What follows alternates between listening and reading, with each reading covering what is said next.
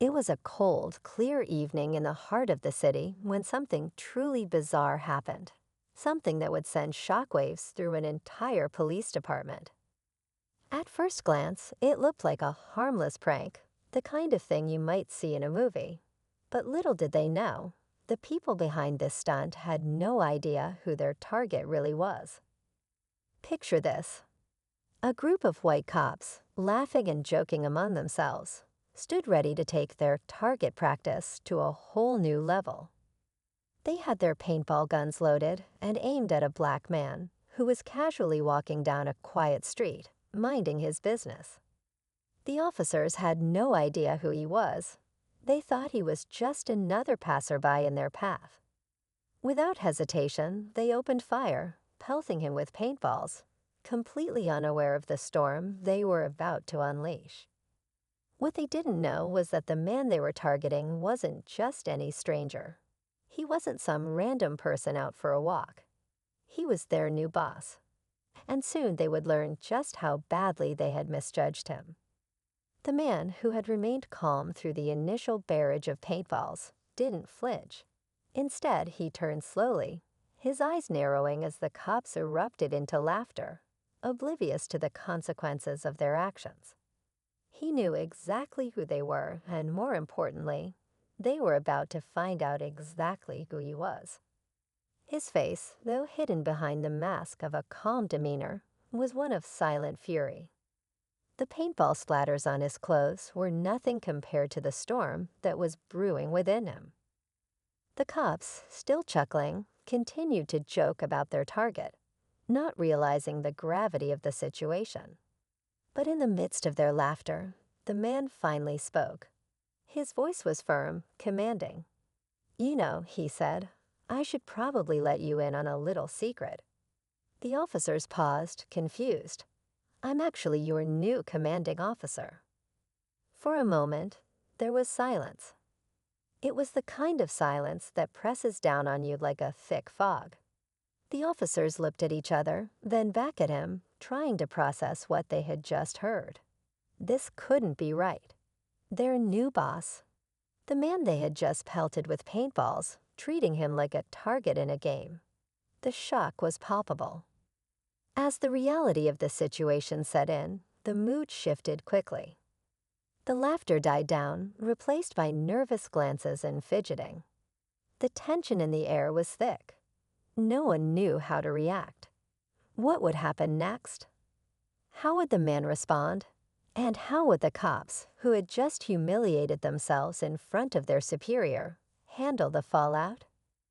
The black man stood there for a moment, the paint splattering his clothes like a badge of honor. "I've seen a lot in my time, but this was something else," he muttered under his breath. He wasn't angry, not yet, but he was ready to make sure they understood exactly who was in charge now. And that understanding was going to come soon enough. But just as the officers were about to offer their apologies, a sudden realization hit them. This wasn't just about paintballs anymore.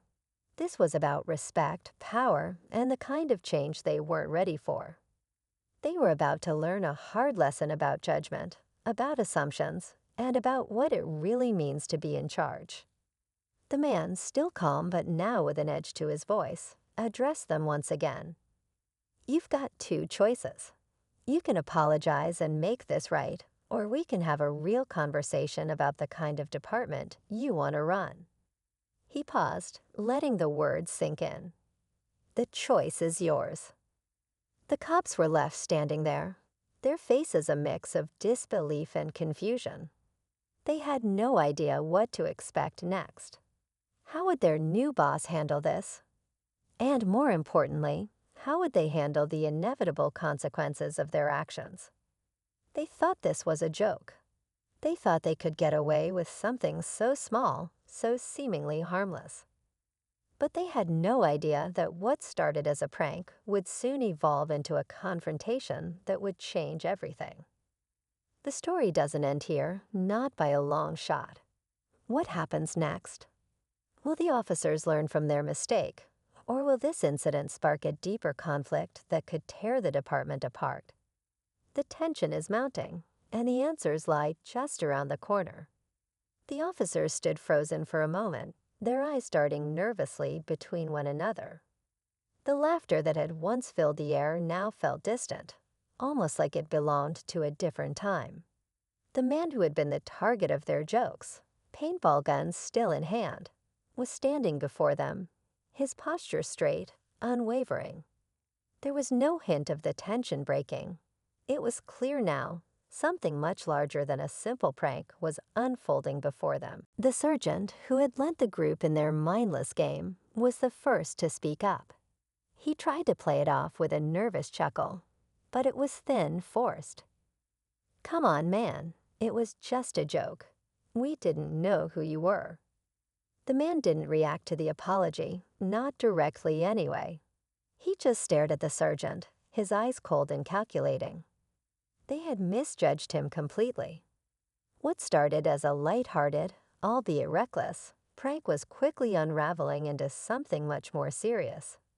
And they were all starting to feel the weight of their mistake. Behind the man's steely expression was a history these officers could not have possibly understood.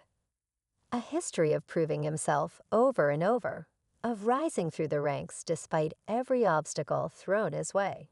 And now, as he looked at the very people who thought they could toy with him, it wasn't just about power, it was about respect.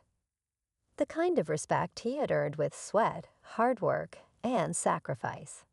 He had been through more than they would ever know.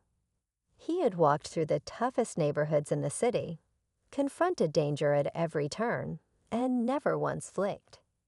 Yet the one thing he could not tolerate was being underestimated. Not by anyone, not anymore. "Is that what this is to you?" He finally asked, his voice calm but carrying an undeniable edge. "A joke." The sergeant shifted uncomfortably, clearly sensing that he had crossed a line. But it was too late for apologies, too late for trying to smooth things over.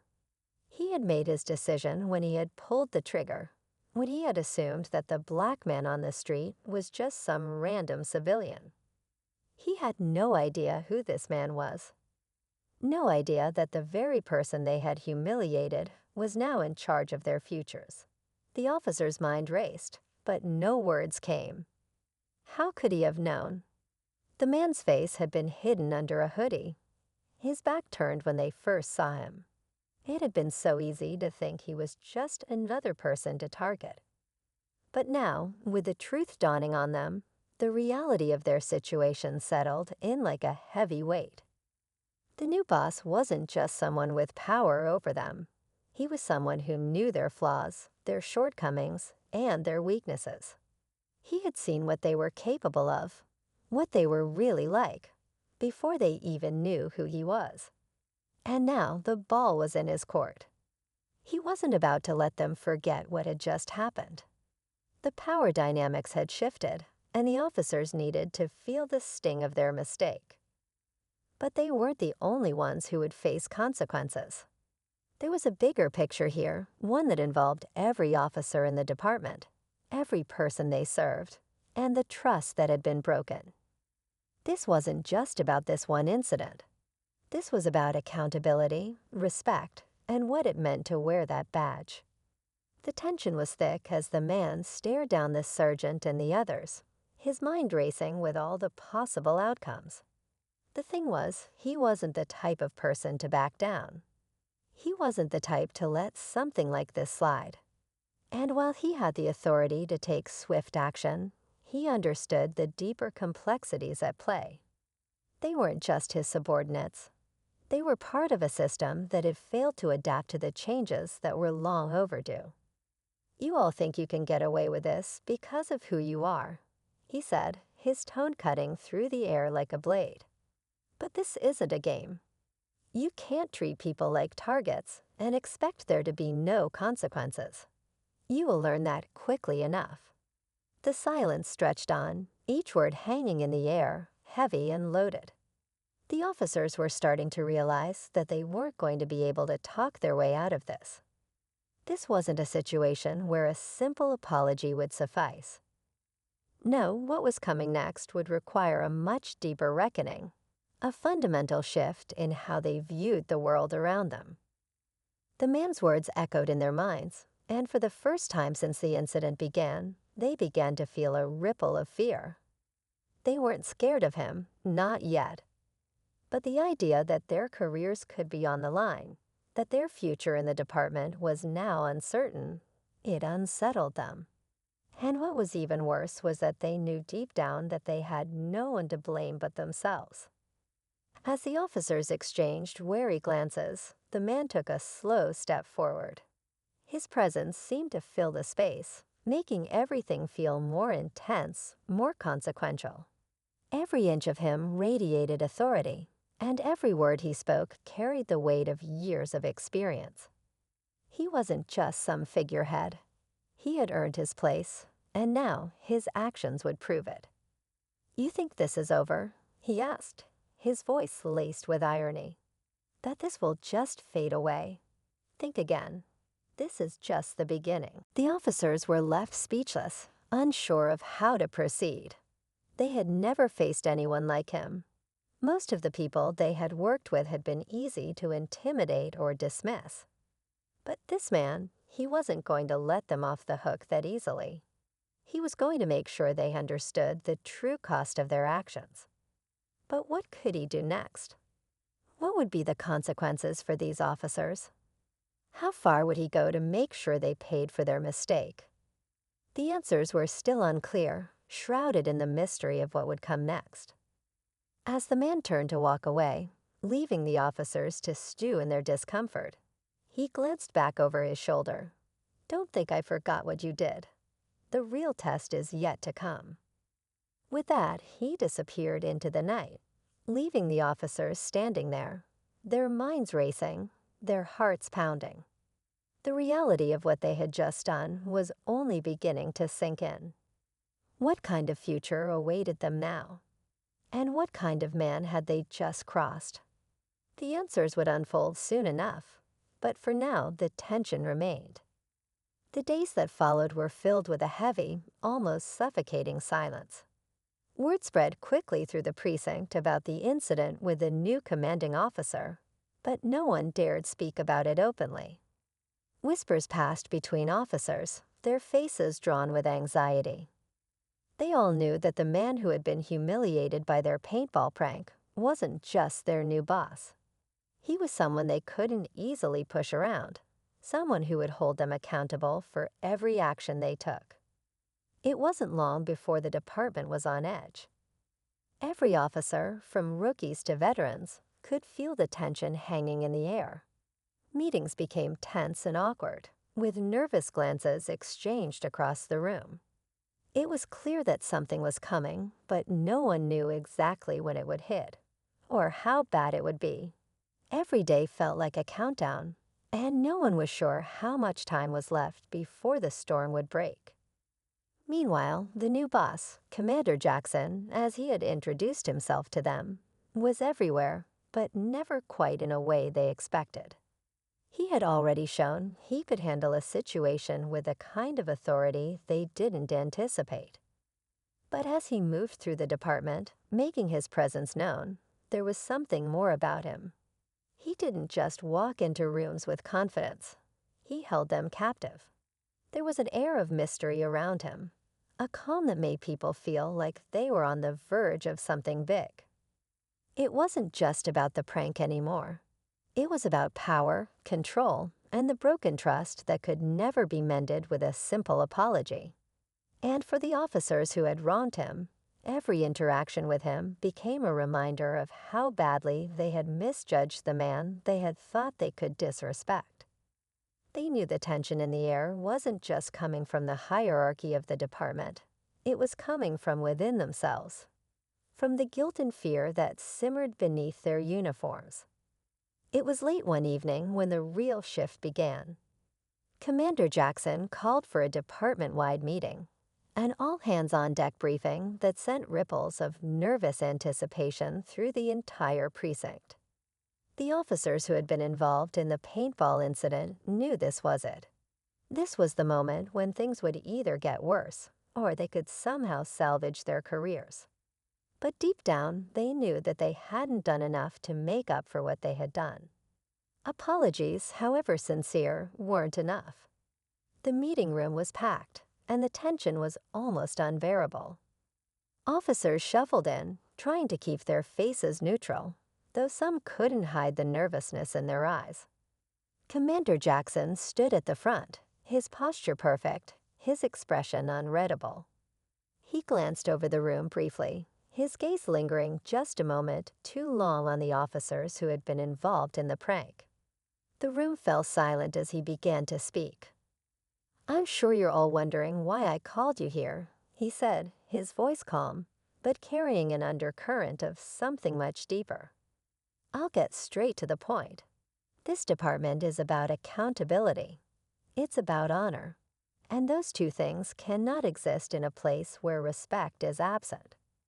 The officers who had wronged him exchanged uncomfortable glances, each of them wondering how much longer they could keep the facade up.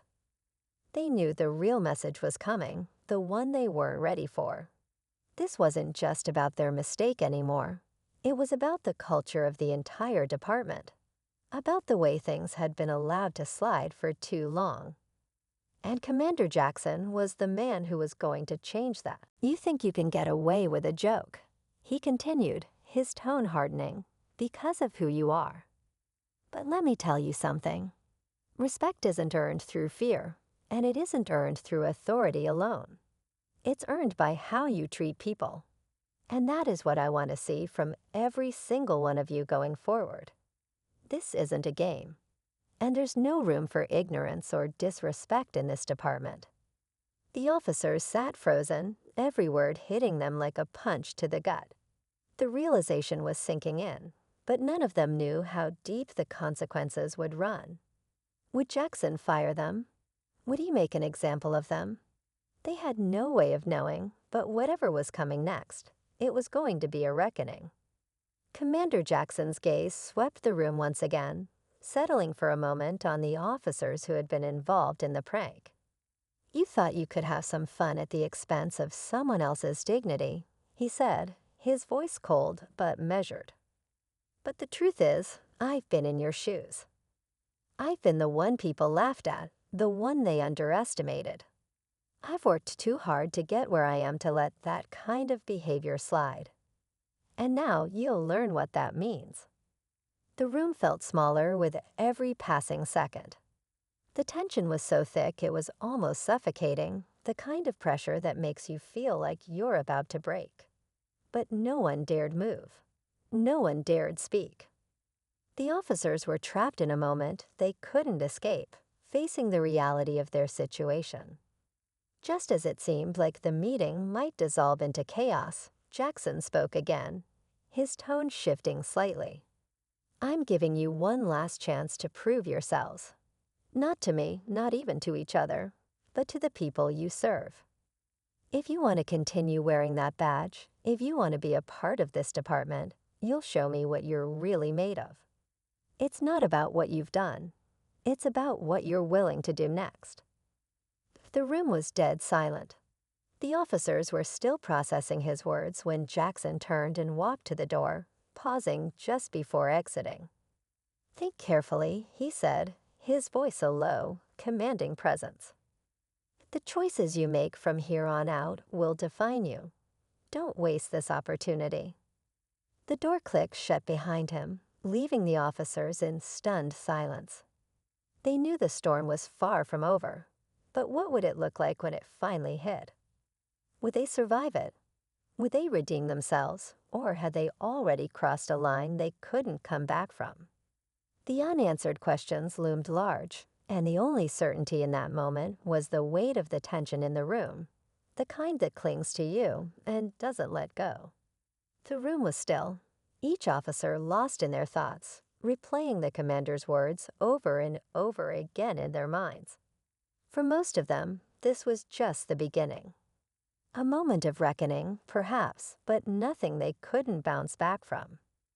But for the ones who had crossed the line with the paintball prank, the weight of their mistakes was growing heavier by the second.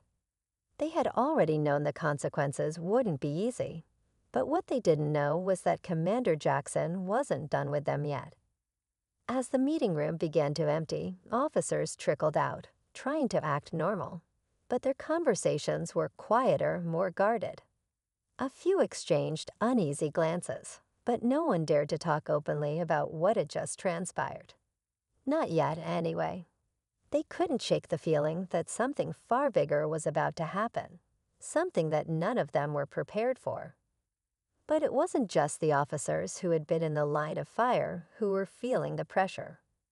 In fact, it wasn't just the whole department that was on edge. There was something else lingering, something behind the scenes. Commander Jackson had hinted at it, but no one had fully grasped what he meant. As the day wore on, the tension only grew thicker, an undercurrent of unease that no one could escape. By the time the evening shift began, an unexpected call came through the station.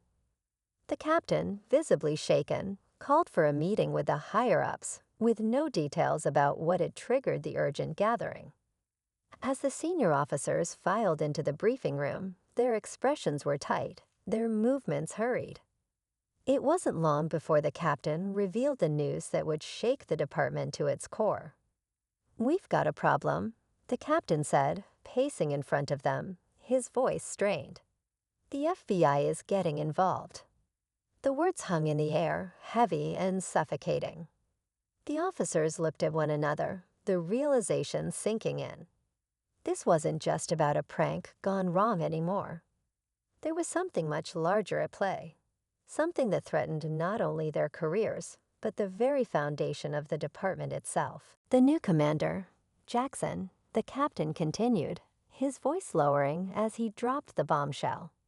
"He's been under investigation for months. He's been playing both sides, working with a federal task force. We had no idea until now, but apparently there's more to him than any of us realized." The room fell into complete silence. The tension that had already been thickened now turned to disbelief. This wasn't just some officer who had walked in off the street and climbed the ranks.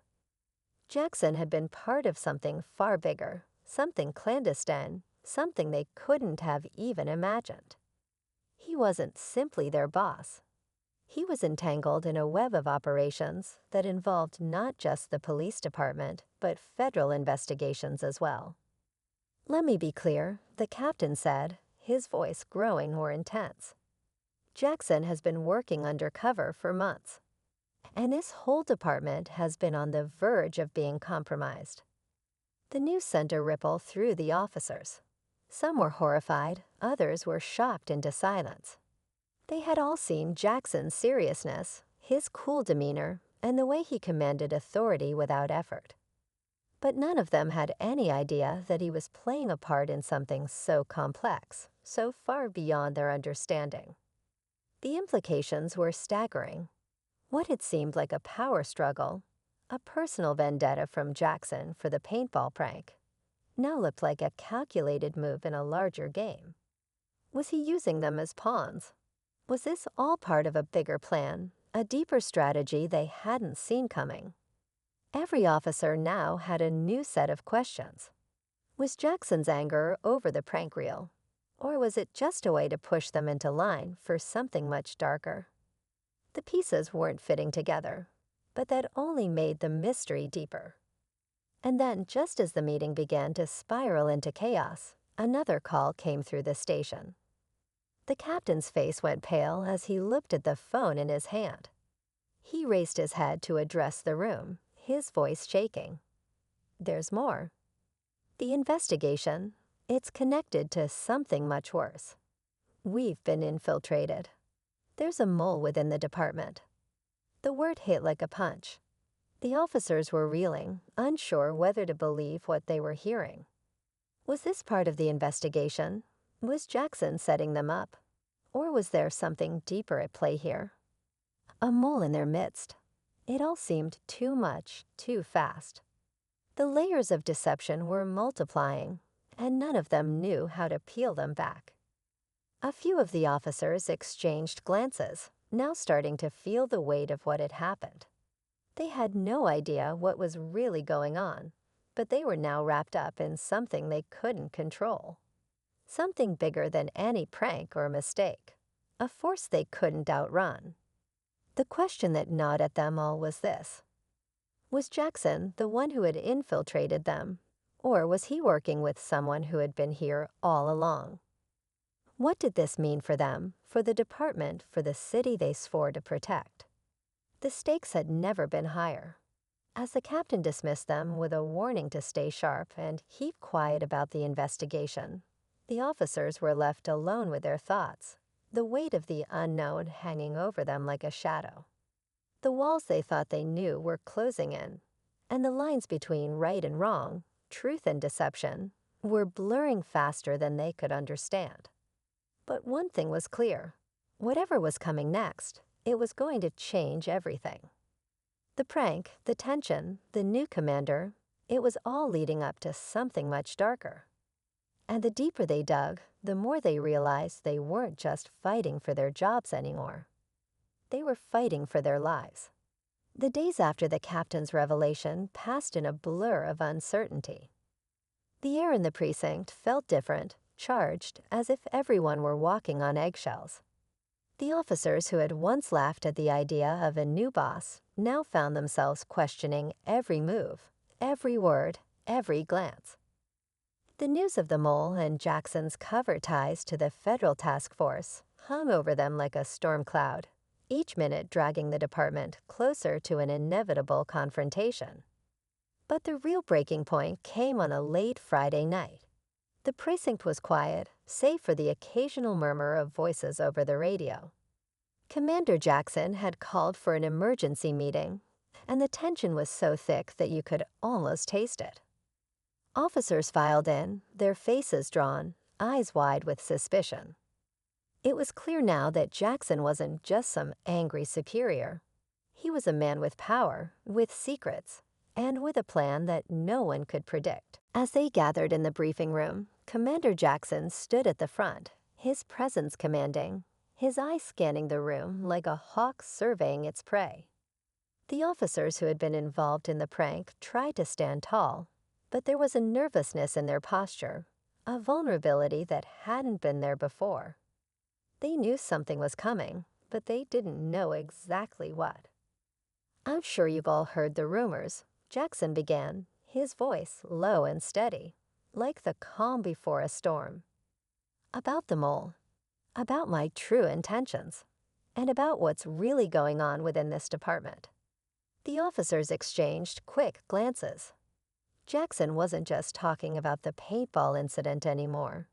He was talking about something deeper, something that had been simmering beneath the surface for far longer than any of them had realized.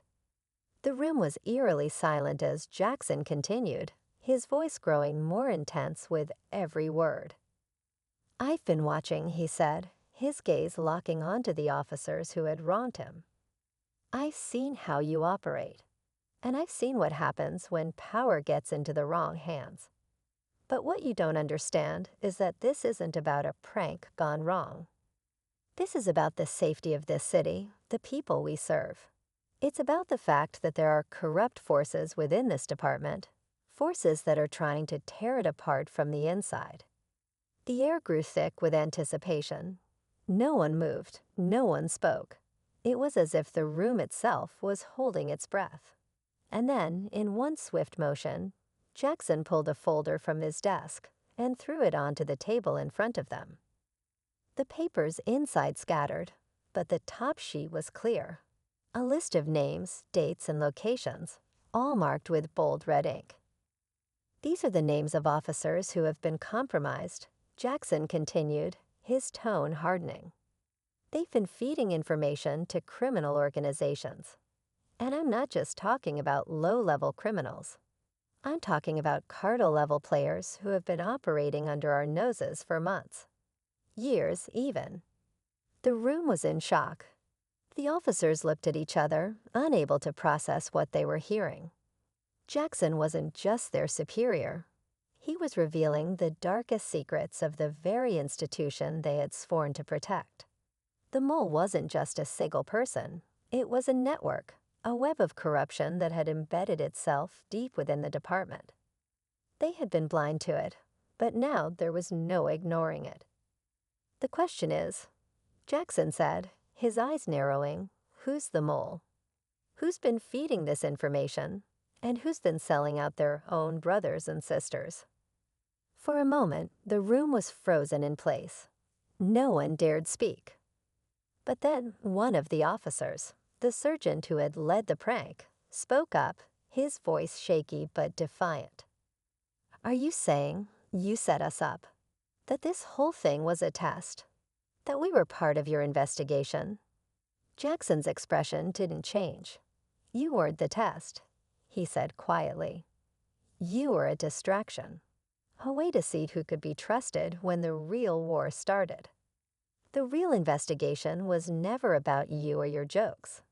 It was about exposing the corruption that's been rotting this department from the inside out." The officer's face went pale as the realization hit. Everything, the prank, the tension, the ultimatum, had been part of a much larger plan. Jackson had known from the beginning who had wronged him. But that was never the point. The real point was to draw out the people who were complicit in the corruption, to see who would fold under pressure. And it wasn't just the officers who had thrown paintballs at him who were at risk now. It was everyone. Now Jackson continued, "You need to decide. Do you want to be part of a clean department, or do you want to be part of the problem?" There was a long pause before one of the officers, a rookie who had been quiet through the entire ordeal, spoke up. "What do you want from us? How do we fix this?" Jackson gave a slow, deliberate smile. "We fix this by going after the people who've betrayed everything we stand for. We fix this by exposing the criminals in this department, no matter how high they go. And we fix this by standing together as a team to do what's right."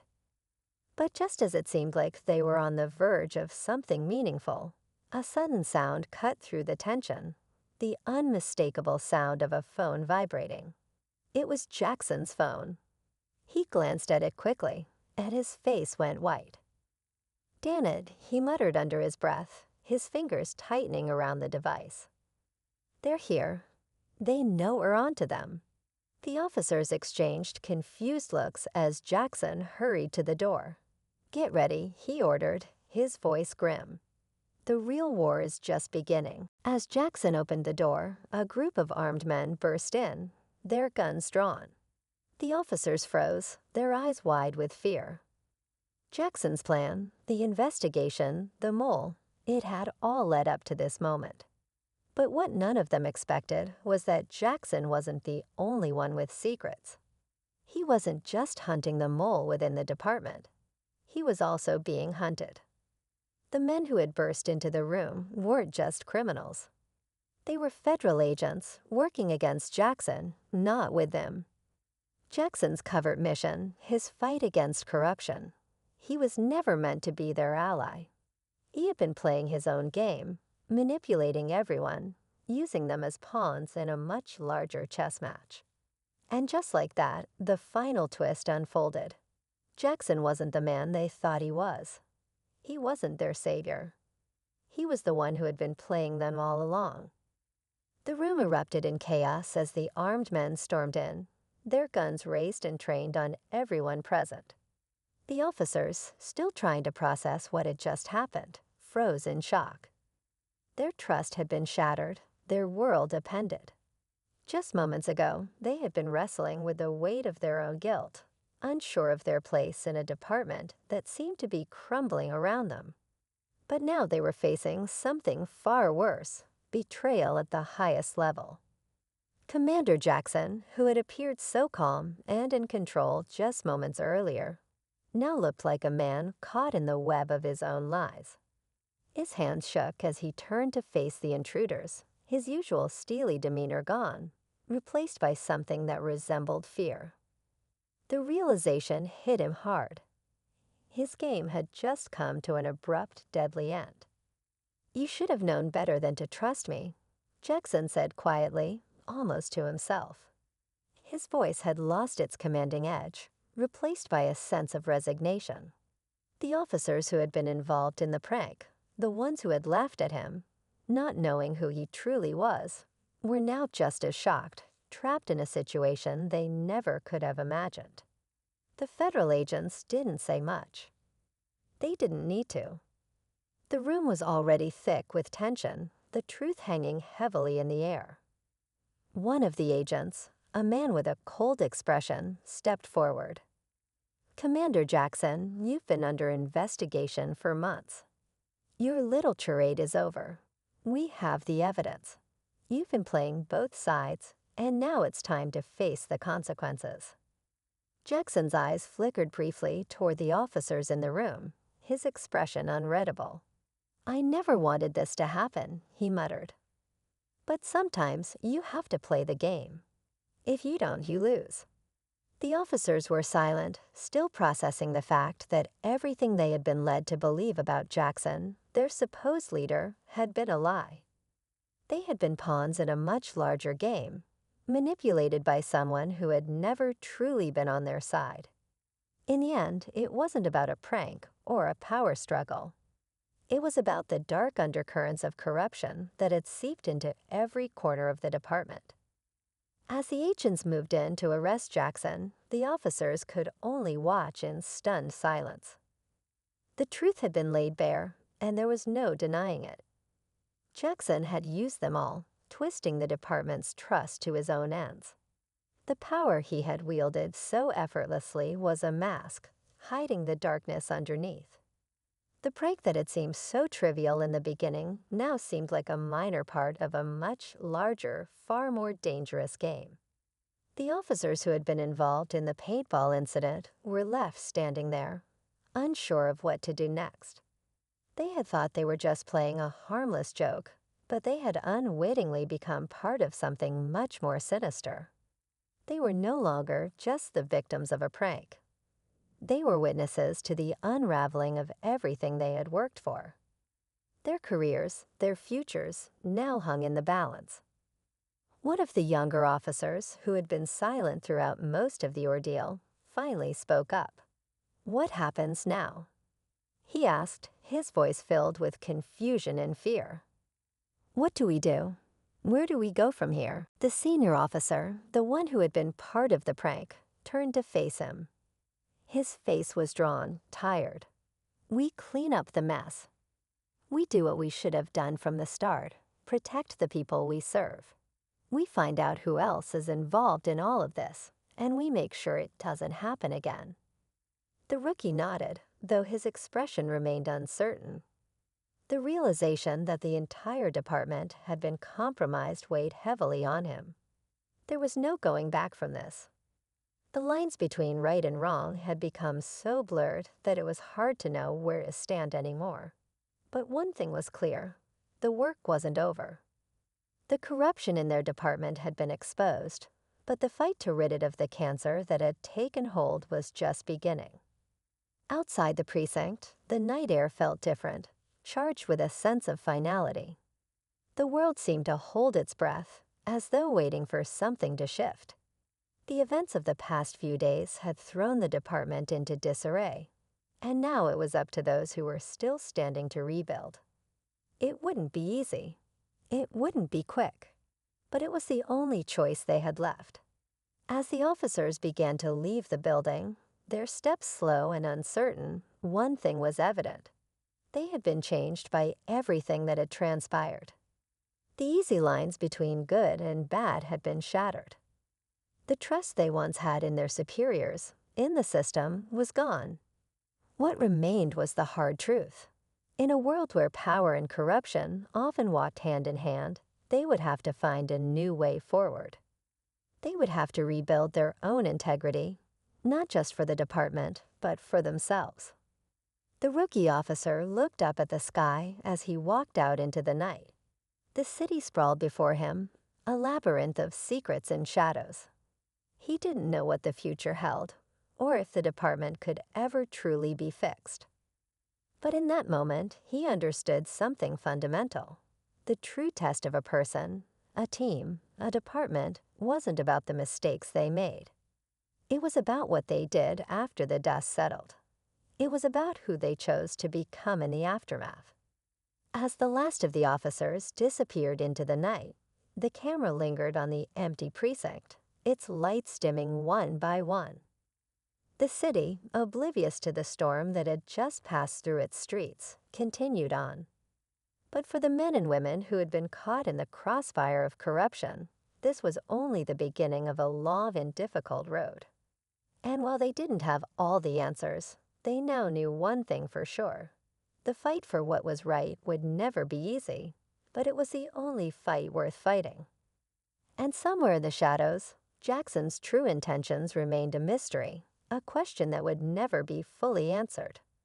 But for the officers who had survived the storm, the only thing that mattered was moving forward.